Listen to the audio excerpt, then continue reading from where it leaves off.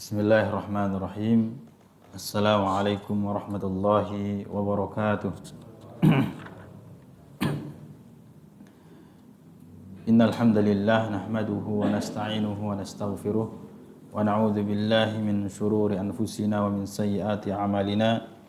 Man yahdihillahu fala mudilla lahu wa man yudlil fala hadiya lahu.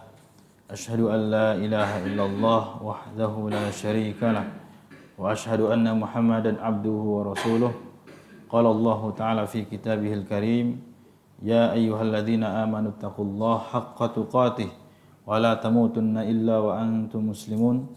Wa qala Allah Ta'ala, ya ayyuhan nasu taqu rabbakum alladzi khalaqakum min nafsin wahidah wa khalaqa minha zawjaha wa batha minhuma rijalan katsiran wa nisaa'a wattaqullaha alladzi tasaaluna bihi wal arham innallaha kana 'alaikum raqiba.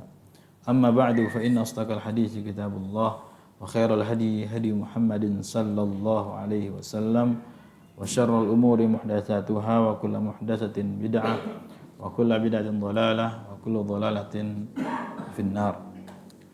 Alhamdulillah, kita bersyukur kepada Allah Subhanahu wa taala masih diberikan nikmat sehat, nikmat sempat. Alhamdulillah, dan kita diberikan taufik oleh Allah Subhanahu wa taala untuk melangkahkan kaki kita hadir di majelis-majelis ilmu. Ini adalah nikmat Allah Subhanahu wa taala yang wajib disyukuri. Ya, karena tidak semua orang bisa diberikan taufik oleh Allah Subhanahu wa taala untuk hadir di majelis ilmu. Yang mana ketika seorang duduk di majelis ilmu, maka sejatinya dia sedang duduk di taman-taman surga. Sebagaimana sabda Nabi sallallahu alaihi wasallam, "Idza marartum bi riyadil jannati farta'u." Kalau kalian melewati taman surga, maka mampirlah. Kemudian qalu ya Rasulullah, para sahabat bertanya, "Ma riyadul jannah?" Ya Rasulullah, apa yang dimaksud dengan taman surga itu? Kemudian Nabi sallallahu alaihi wasallam menjawab, beliau bersabda, "Rihilaqul dzikr, halaqah ilmu." Maka halaqah zikir, di antara yang halaqah zikir yang dimaksud adalah apa? Halaqah ilmu, yang dimana di majelis tersebut mengingat Allah, membahas tentang agama-agama Allah, membahas tentang agama Allah Subhanahu wa taala. Baik. Sekarang kita lanjutkan kajian kita. Sekarang kita masuk ke surah Asy-Syarr. Pada surah Asy-Syarr. Sebelumnya sudah kita bahas atau sudah kita kaji, sudah kita baca surah Ad-Duha. Sekarang kita masuk ke surah Asy-Syarr, surah ke-94. Kalau urutannya di Al-Qur'an, surah ke-94. Termasuk surah Makkiyah. Termasuk surah Makkiyah.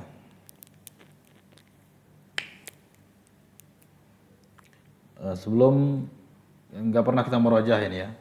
Taib. Apa di antara cara kita mengetahui bahwa ini termasuk surah Makkiyah? Apa di antaranya tanda-tandanya apa?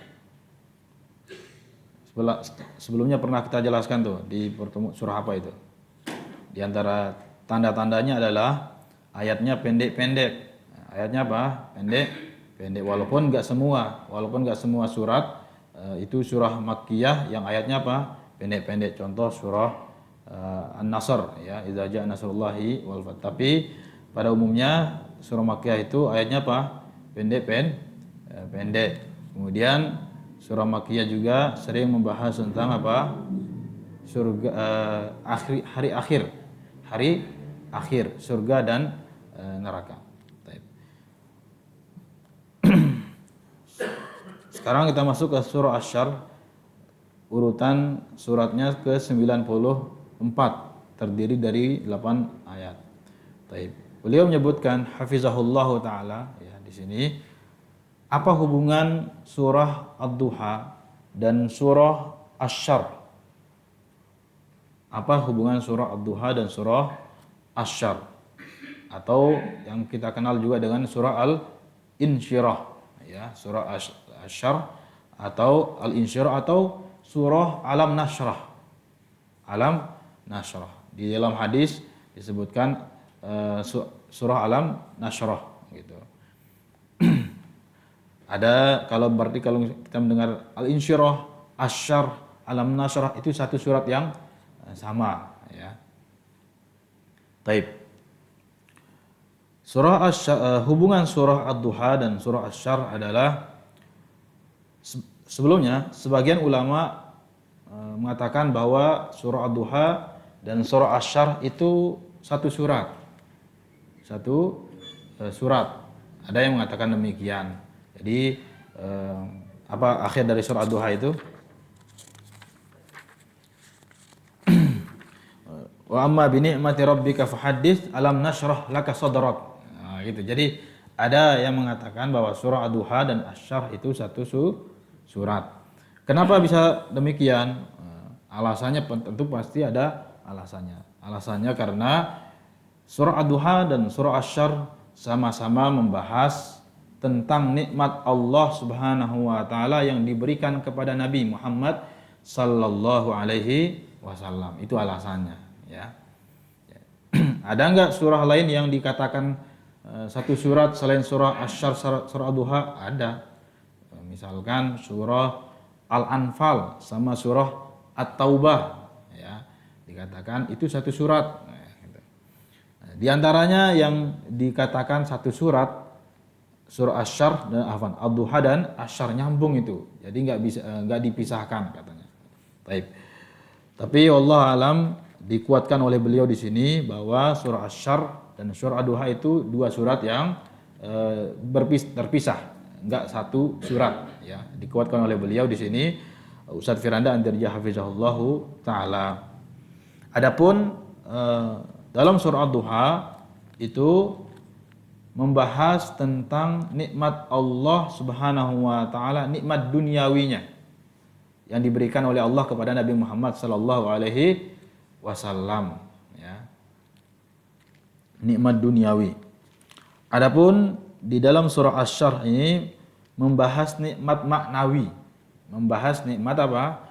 Maknawi yang Allah Subhanahu wa taala berikan kepada Nabi Muhammad sallallahu alaihi wasallam. Berarti apa hubungannya antara surah Asy-Syarh dan surah Ad-Duha? Kalau begitu, sama-sama membahas nikmat Allah yang Allah Subhanahu wa taala berikan kepada Nabi Muhammad sallallahu alaihi wasallam. Itu hubungannya ya.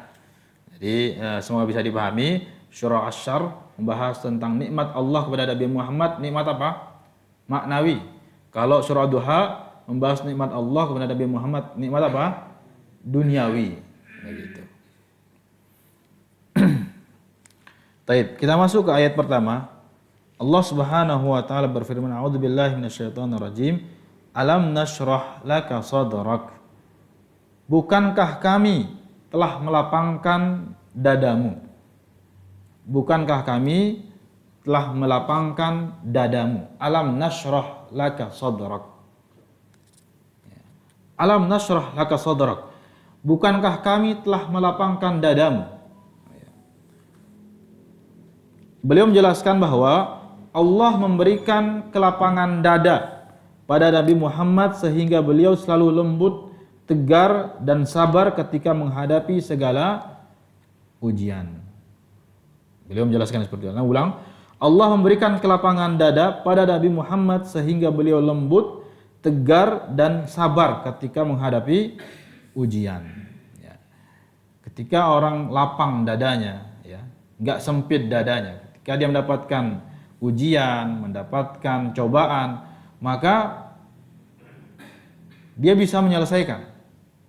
Dia bisa menyelesaikan dengan tegar, lembut dan seterusnya. Tapi kalau orang nggak lapang dadanya, walaupun dia diberikan kesusahan yang mungkin atau ujian yang sangat ringan, maka dia akan menganggap cobaan itu apa? Sangat-sangat berat karena tidak memiliki apa? Kelapangan dada. Nah, Nabi Muhammad SAW diberikan nikmat oleh Allah Subhanahu wa taala kelapangan dada. Sehingga ketika mendapatkan ujian, cobaan, rintangan dalam dakwahnya, beliau menyelesaikan dengan lemah lembut, tegar. Kenapa bisa demikian? Karena Nabi Muhammad SAW diberikan nikmat kelapangan dada. Begitu. Ya, contoh di kita aja. Ya. Kalau lagi banyak pikiran, banyak yang dipikirkan, dadanya sempit. Kemudian apa? Hal yang mungkin remeh dianggapnya apa? Berat luar biasa.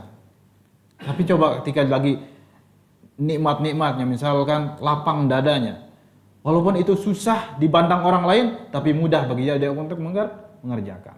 Itu diantara pengaruh kelapangan dada. Nah, itu yang diberikan oleh Allah Subhanahu wa taala kepada Nabi Muhammad sallallahu alaihi wasallam. Dan kelapangan dada tersebut dengan apa?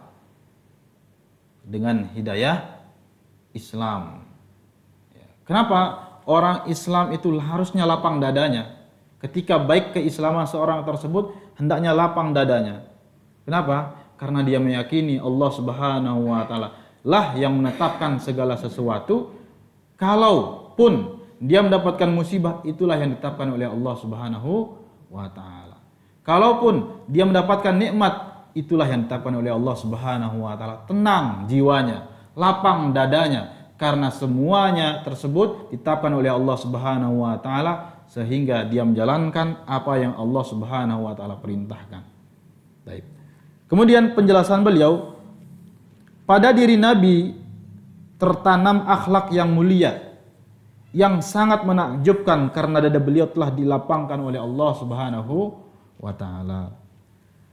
Meskipun digelari dan dituduh sebagai pendusta, penyihir, penyair gila, orang yang tersihir, orang yang murtad dari adat nenek moyangnya, tetapi semua itu dapat dihadapi Nabi dengan lapang dada.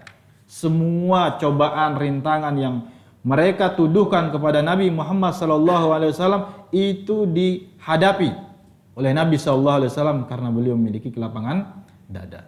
Inilah nikmat Allah Subhanahu wa taala yang diberikan kepada Nabi Muhammad SAW. Itulah bekal utama seorang dai. Seorang dai harus memiliki kelapangan dada. Itu harus bekal utama yang dimiliki. Kenapa? Karena ketika dia berdakwah pasti ada tantangannya. Bahkan ketika Nabi Musa alaihi salam diutus ke Fir'aun, apa doa pertama beliau? Rabbishrah li sadri. Ya, Rabbishrah li sadri. Meminta untuk apa? Dilapangkan dadanya. Rabbishrah li sadri. Kemudian baru wa yassir li amri. Mudahkan perkaraku, urusanku. Ya. Tapi sebelumnya apa yang diminta? Rabbishrah li sadri. Nah, begitu juga kita, ya. Maka perlu kita melapangkan dada kita dan kita minta tolong ke Allah Subhanahu wa taala supaya kita diberikan apa? Kelapangan dada. Bahkan disebutkan di sini, oleh karena itulah seorang dai membutuhkan kelapangan dada. Jika ia tidak sanggup menghadapi tantangan-tantangan tersebut, dakwahnya pun akan gugur. Ketika dia tidak memiliki kelapangan dada, maka dan cobaan yang banyak datang ke dia, tapi dia nggak punya kelapangan dada, maka akan berhenti dakwahnya di tengah jalan, tidak siap menghadapi apa? Cobaan, tidak siap menghadapi apa? Rintangan. Jadi harus memiliki kelapangan dada. Lihat di sini disebutkan contohnya. Salah satu contohnya adalah Nabi Musa ketika diperintahkan oleh Allah untuk mendakwahi Fir'aun yang sombong dan angkuh. Ya, disebutkan dalam surah Toha. Disebutkan dalam surah Toha, bisa dilihat dalam surah Toha ayat 24 sampai ayat 28. Ya. Allah Subhanahu wa taala berfirman, "Izhab ila Fir'aun innahu tagha." Izhab ila Fir'aun innahu tagha.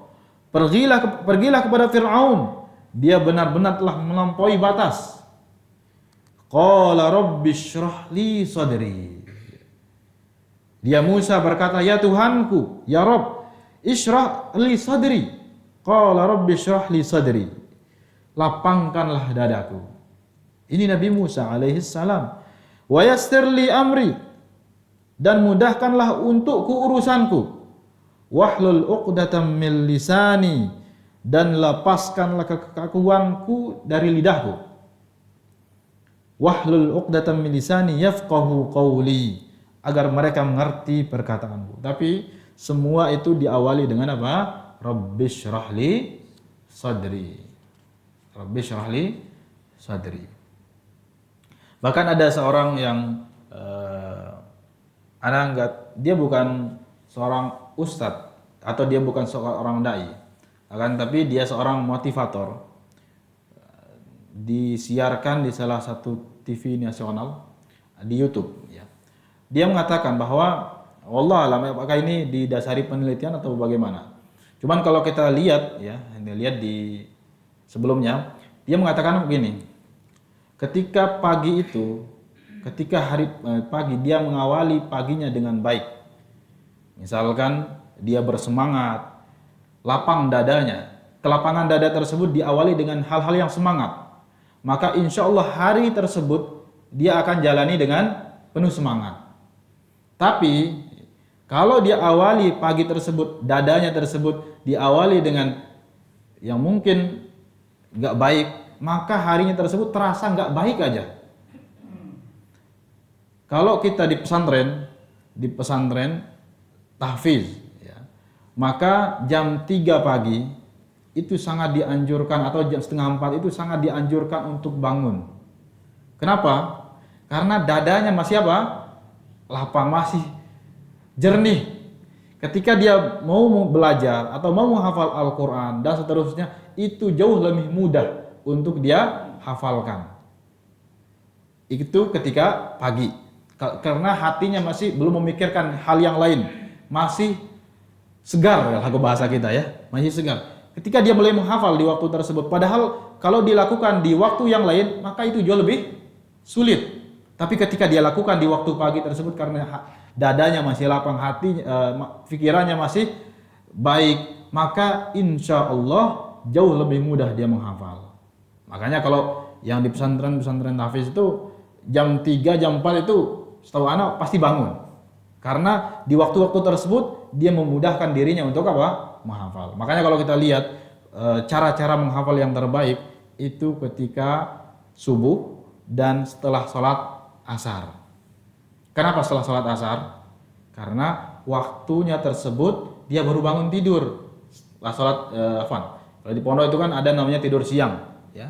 Tidur siang, setelah itu dia bangun, di waktu tersebut dia dianjurkan untuk menghafal. Karena kenapa? Dadanya masih lapang. Hal yang sulit dikerjakan di waktu yang lain, mudah bagi dia mengerjakannya ketika lapang dadanya. Begitu. Taib. Bahkan Nabi SAW menunjukkan akhlak yang baik, akhlak yang mulia. Ya. Lapang dadanya. Ketika kelapangan dada tersebut, maka akan melahirkan akhlak yang baik. Mana contohnya? Contohnya ketika Nabi SAW menyolat janazahkan Abdullah bin Ubay bin Salul. Abdullah bin Ubay bin Salul. Gimana ceritanya itu? Jadi Abdullah bin Ubay bin Salul itu tokoh munafik. Tokoh apa? Munafik. Akhirnya tibalah waktu ajalnya, meninggal dunia. Anaknya Abdullah bin Ubay bin Salul ini meminta ke Nabi SAW baju beliau SAW untuk dijadikan kain kafan. Nabi SAW memberikan kain kafan, baju beliau untuk dijadikan kain kafan. Ya. Padahal semasa hidupnya Abdullah bin Ubay bin Salul ini apa bagaimana? Munafik, sangat membenci dakwahnya Nabi SAW. Ya. Kemudian Nabi SAW mengatakan seakan-akan kalau bahasa kita, kalau sudah selesai pemakamannya, sudah selesai pengurusan jenazahnya, kabarkan ke anak supaya anak bisa ikut sholat jenazah. Ya. Sudah ikut sholat jenazah. Kemudian setelah selesai, Nabi SAW mau ikut sholat jenazah. Kemudian dipegang pundaknya oleh Umar bin Khattab waktu itu dan mengatakan bahwa alaihissallah nahaka an tusalli 'alal munafiqin. Itu bahasa Umar. Alaihissallah nahaka an tusalli 'alal munafiqin. Bukankah Allah telah melarangmu wahai Nabi Muhammad sallallahu alaihi wasallam salat untuk orang munafik? Ya, menyolatkan orang munafik. Kemudian apa kata Nabi sallallahu alaihi wasallam? Ana baina khiyaratain. Ya, saya dihadapkan dua pilihan. Dua apa? Pilihan. Apakah mendoakan untuk diampuni dan seterusnya. Kemudian Nabi SAW menyolat jenazahkan Abdullah bin Ubay bin Salul. Setelah itu Allah Subhanahu wa taala menegur Nabi Muhammad SAW dengan menurunkan surah At-Taubah ayat ke-80. Ayat ke-80. Allah Subhanahu wa taala berfirman, "Wala tusalli ala ahadin minhum mata abada wala taqum ala qabrih." Ya. Artinya, dan janganlah kamu sekali-kali menyalatkan seorang pun di antara mereka, orang-orang munafik yang mati. Baik. Ini kalau orang munafik yang mati. Kenapa orang munafik? Sekarang boleh gak kita menyolatkan orang munafik? Kalau begitu, dari mana taunya kalau dia munafik? Jadi orang munafik, kalau orang munafik itu dia menampakkan keislaman tapi hatinya apa? Kufur kepada Allah Subhanahu wa taala. Itu orang munafik. Nah, kalau sekarang dari mana kita tahu dia munafik? Gak ada yang memberikan informasi kepada kita, wahyu kepada kita dia si fulan munafik. Karena ketidaktahuan kita apakah dia munafik, maka tetap kita memberikan hak dia sebagai seorang muslim, kita sholat jenazahkan dia. Begitu. Nabi SAW ditegur dan diturunkan sampai menurunkan surah At-Taubah ayat 84 ini karena Nabi Muhammad SAW tahu dia munafik. Dari mana beliau tahu? Karena dari wahyu Allah Subhanahu wa taala. Jadi Abdullah bin Ubay bin Salul diketahui diketahui seorang munafik karena atas wahyu. Sekarang kita tidak tahu karena kita tidak tahu isi hati orang, ya. Maka walaupun dia menunjukkan bencinya kepada Islam misalkan, ya, tapi kita tidak tahu. Karena ketidaktahuan kita, kalau dia meninggal dunia kita sholat jenazahkan, ya. Kalau dia meninggal dunia kita berikan hak-hak dia sebagai seorang muslim, begitu. Abdullah bin Ubay bin Salul selalu mengganggu dan menyakiti Nabi ketika masih hidup. Namun Nabi menginginkan Allah mengampuni dia hingga akhirnya turunlah ayat yang melarang Nabi untuk memintakan ampunan bagi seorang munafik. Hal ini menunjukkan kelapangan dada seorang Nabi. Ini Nabi Shallallahu Alaihi Wasallam tidak diganggu oleh Abdullah bin Ubay bin Salul ketika masih masa hidupnya. Tapi walaupun gangguan tersebut tidak menghalangi Nabi untuk ingin menyolatkan apa? Jenazah Abdullah bin Ubay bin Salul. Kenapa bisa demikian? Karena Nabi Shallallahu Alaihi Wasallam memiliki kelapangan dada. Gak ada dendam sama orang siapapun. Sebencinya besar apapun bencinya kepada Nabi Muhammad SAW, Nabi gak benci. Nabi apa? Gak dendam sama orang tersebut. Dan tentu ini adalah nikmat. Ketika ada orang yang dia benci, maka apa? Enak gak hidupnya orang tersebut? Enggak, ya. Gak enak hidupnya. Merasa ada yang mengganjal aja. Lihat orang tersebut apa? Waduh. Ya. Tapi kalau dia lapang dadanya, siapapun dia, walaupun dia menyakiti kita, gak ada itu. Gak ada kesempitan hati, biasa aja. Itu orang, dan ini perlu dilatih. Perlu dilatih. Semoga kita semua diberikan kemudahan untuk melapangkan apa? Dada kita. Ya. Tentu bagaimana caranya? Dengan terus belajar agama Islam, terus ikut kajian, terus mengaji, ya. Dan banyak kajian-kajian yang ada, ya. Jadi Semoga kita diberikan kemudahan oleh Allah Subhanahu wa taala untuk hadir di majelis-majelis ilmu. Kita semua terus ingin belajar. Kita semua terus ingin apa? Menuntut ilmu. Karena banyak keutamaannya. Banyak keutamaannya. Di antara keutamanya apa? Mengangkat kebodohan pada diri kita. Taib, Ustaz, Anda sudah paham ilmu tersebut, terus diulang-ulang.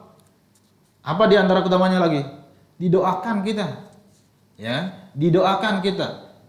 Didoakan supaya kita apa? Diampuni. Banyak keutamaannya, ya. Dan juga di antaranya adalah melatih kelapangan dada, ketawaduan dia. Ya. Maka perlu diri kita untuk berusaha hadir di majelis ilmu. Lanjut kita ke ayat kedua. Allah Subhanahu wa taala berfirman, "Wa wada'na 'anka wizrak." Wa wada'na 'anka wizrak. Sebelum kita masuk ke penjelasan beliau hafizahullahu taala, di sini 'anka wizrak ini hukum bacanya apa? Ikhfa hakiki. Ikhfa hakiki, ya. Di sini perlu diperhatikan bahwa cara membaca di sini bukan bukan ang, tapi ang begitu. Ang, ya. Ikhfa hakiki itu kalau dilihat di buku tajwid terbagi menjadi 3. Ada namanya ulya, dunia, dan wusta. Ini tingkatan yang paling rendah ini, dunia ini. Kenapa? Karena jauhnya dari huruf nun, huruf kaf tersebut. Huruf kaf ini jauh makhrajnya dari huruf nun. Sehingga bukan yang namanya samar-samar itu gimana samar-samar itu? Kelihatan ada tapi apa? Nggak jelas. Contoh, ada nggak nunnya? Ada tapi nggak jelas. Tapi kalau di sini apa? Ang. Nah, kenapa bisa ang? Alasannya karena kaf ini berjauhan makhrajnya dengan huruf nun, sehingga dia termasuk kategori ikhfa yang paling rendah. Jadi jangan ada yang baca atau apa lagi, ya, tapi dibaca angka, wa wada'na anka wizrak. Sebelumnya, mumpung anak ingat, surah Asy-Syarr disunnahkan dibaca ketika sholat di rakaat keberapa? Pertama. Di rakaat pertama. Alam nashrah laka sadrak. Kemudian rakaat keduanya disunnahkan membaca surah Al-Adiyat. Surah Al-Adiyat. Jadi misalkan antum jadi imam, maka rakaat pertamanya apa? Asy-Syarr. Rakaat keduanya Al-Adiyat. Jangan dibalik. Bukan jangan dibalik di sini berarti ketika enggak merubah yang rakaat pertama Al-Adiyat, rakaat kedua berdosa, tidak.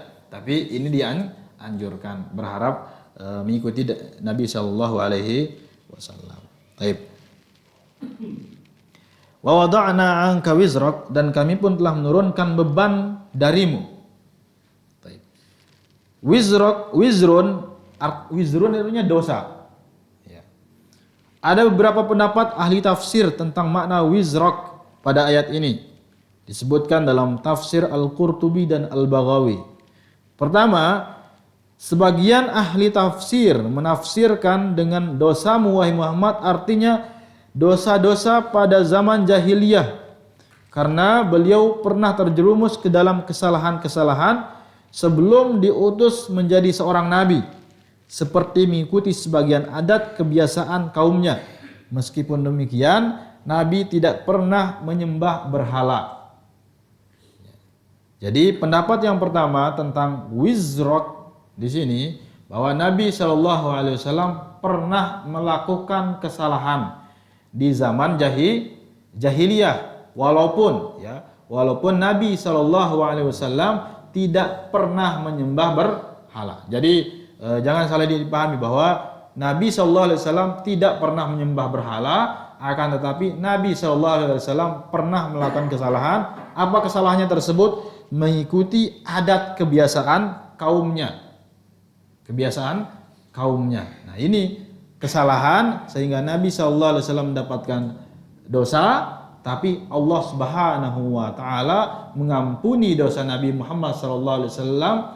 Wa wada'na 'anka wizrak. Jadi begitu. Jadi pernah tidak Nabi SAW melakukan dosa? Pernah. Kapan? Ketika di zaman jahiliyah. Kemudian pendapat yang kedua, bahwa wizron maksudnya di sini adalah apa? Yaitu dosa umatmu yang membebanimu. Dosa umatmu yang membebanimu. Karena Nabi sangat perhatian kepada umatnya, sehingga beliau seolah-olah ikut memikul beban berat. Jadi wizrak di sini yang dimaksud adalah dosa umatnya Nabi Muhammad sallallahu alaihi wasallam. Terus kenapa? Jadi seakan-akan dosa umatnya Nabi Muhammad sallallahu alaihi wasallam, beliau seakan-akan apa? Ikut merasakan beban dosa tersebut. Itu tafsiran yang kedua. Tentu pendapat ini ada dalilnya, ya. Dalilnya apa? Surah At-Taubah ayat 128. Pendapat yang kedua ini. Apa firman Allah Subhanahu wa taala? Allah Subhanahu wa taala berfirman, "Laqad ja'akum rasulun min anfusikum azizun 'alaihi ma 'anittum harisun 'alaikum bil mu'minin raufur rahim." Sesungguh telah datang kepadamu seorang rasul dari kaummu sendiri. Berat terasa olehnya penderitaan yang kamu alami. Dia sangat menginginkan keimanan dan keselamatan bagimu. Penyantun dan penyayang terhadap orang-orang yang beriman. Ya, ini dalil pendapat yang kedua. Taib. Pendapat yang ketiga. Pendapat ketiga bahwa ada pula yang menafsirkan dengan kesulitan yang engkau hadapi dalam berdakwah. Jadi wizrak yang ketiga tidak diartikan dosa, tapi diartikan apa? Kesulitan. Kesulitan kapan? Kesulitan yang dihadapi dalam berdakwah. Dengan demikian, semua itu diangkat oleh Allah agar tidak membebani beliau. Apa maksudnya ini? Kalau kita lihat. Jadi banyak kesulitan yang Allah Subhanahu wa taala berikan kepada Nabi Muhammad SAW dalam berdakwah tersebut, rintangan dan cobaan. Akan tetapi Nabi SAW bisa menyelesaikan semua itu. Kenapa bisa menyelesaikan itu semua? Karena alam nashrah laka sadrak. Diberikan apa? Kelapangan dada. Sesuai tidak pendapat yang kedua, yang ketiga ini dengan alam nashrah laka sadrak? Iya. Jadi 1, 2, 3 ini semuanya tidak ada yang bertentangan penafsirannya. Semua bisa digunakan, dipahami. Jadi yang ketiga ini maksudnya adalah kesulitan. Jadi kesulitan-kesulitan Nabi SAW yang dihadapi dalam berdakwah itu semua dihadapi dengan baik, diselesaikan dengan baik. Kenapa? Karena alam nashrah laka sadrak. Begitu. Baik. Dengan demikian semua itu diangkat oleh Allah agar tidak membebani beliau. Pendapat yang lebih kuat adalah pendapat pertama. Jadi pendapat pertama itu yang jauh lebih kuat. Kata beliau di sini, beliau menguatkan pendapat pertama yang lebih kuat.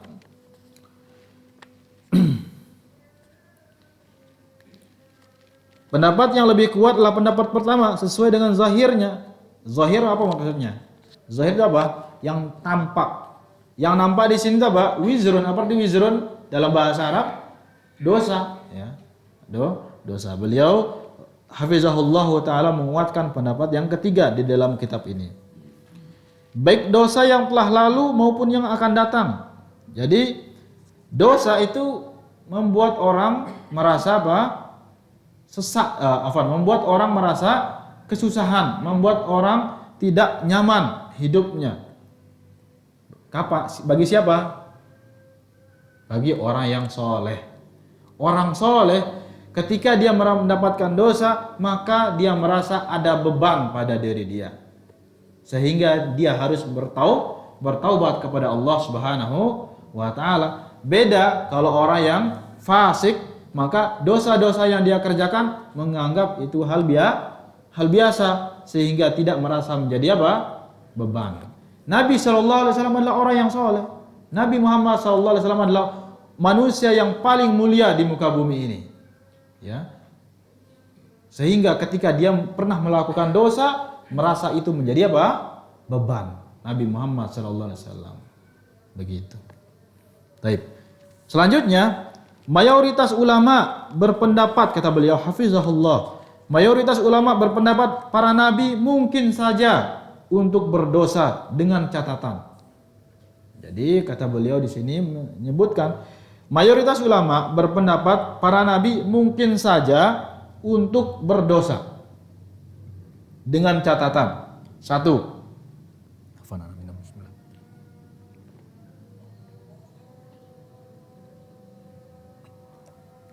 mungkin kita dengarkan azan dulu Pak ya. Tafadhol.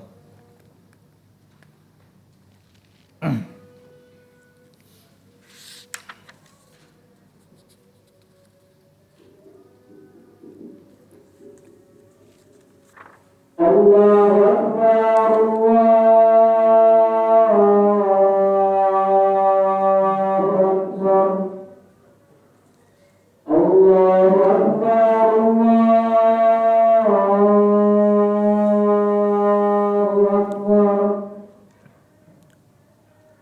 Asyhadu an la ilaha illallah.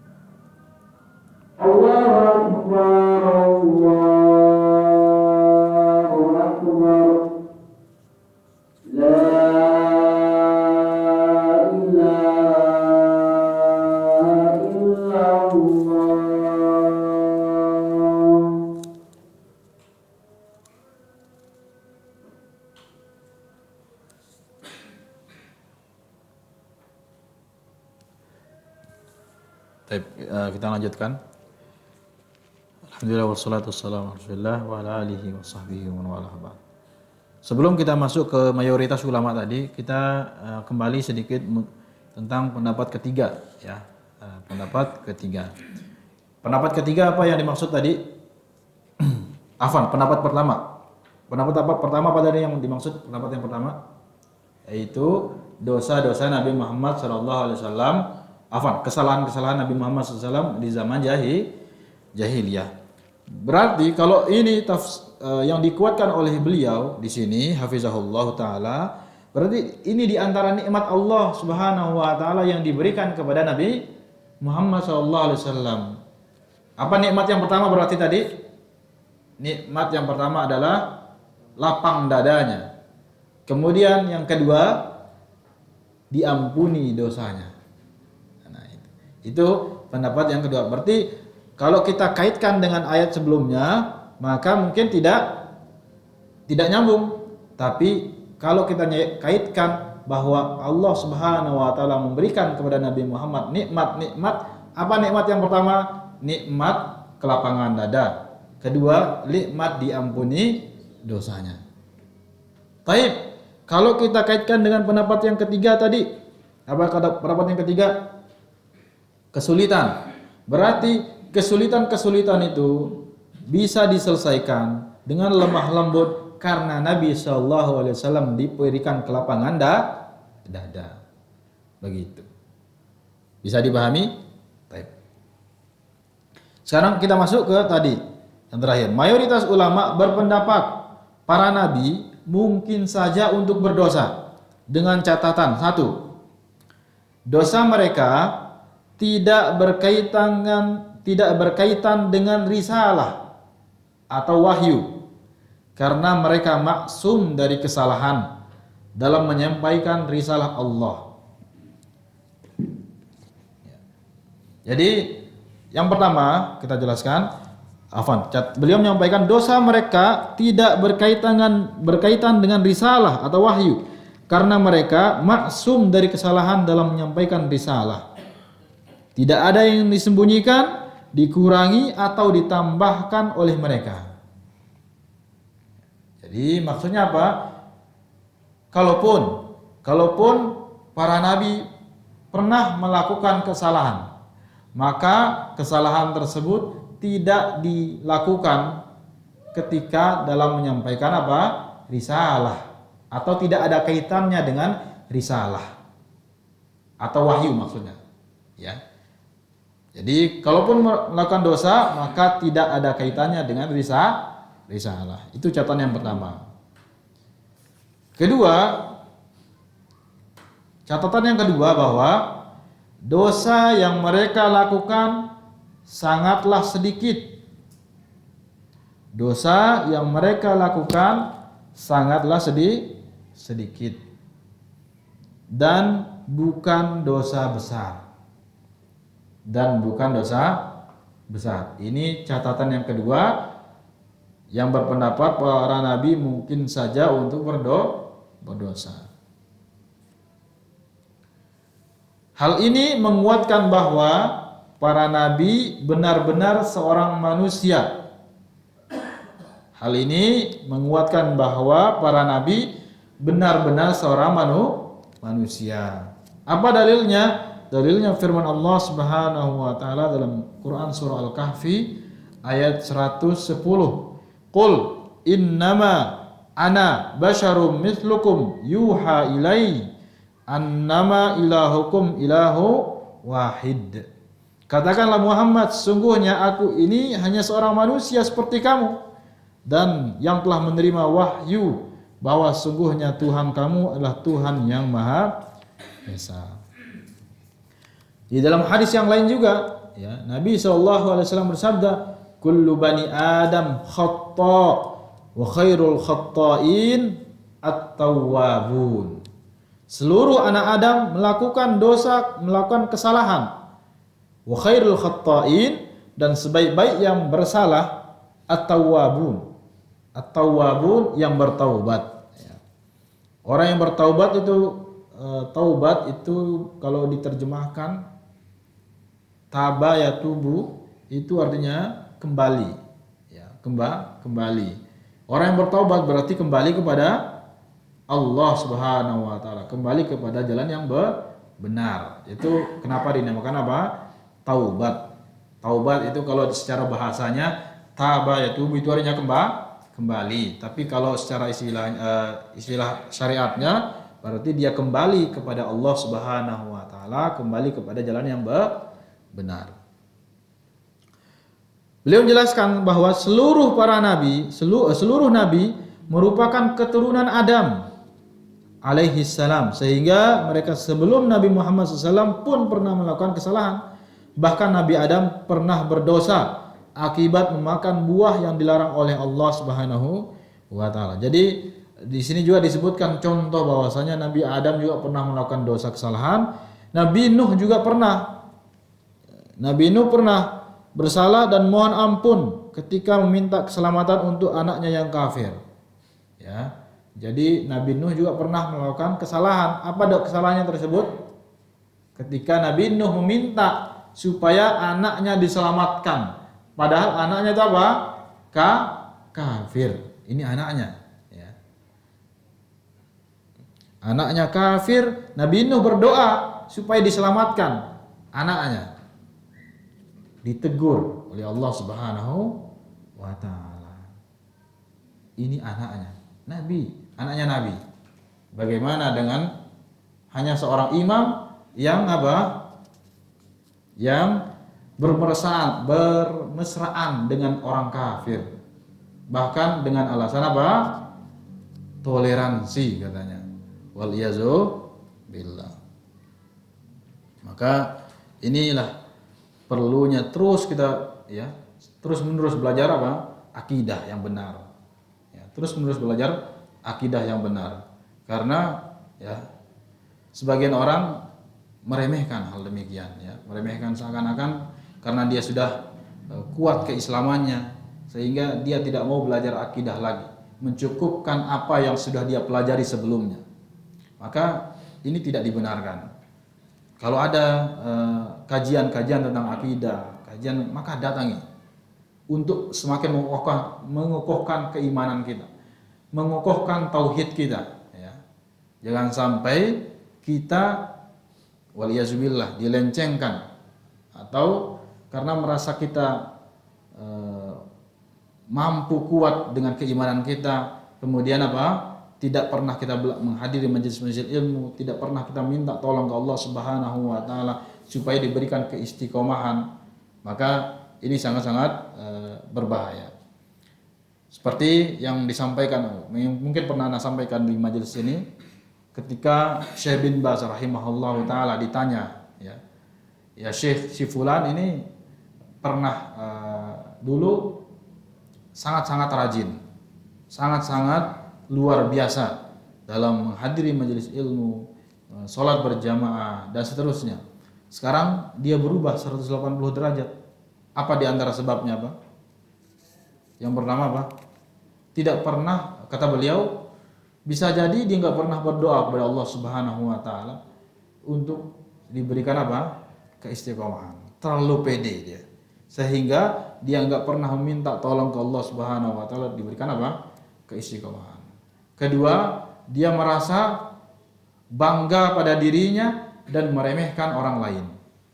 Maka ini hal-hal yang bisa membuat orang tidak bisa istiqomah. Taib.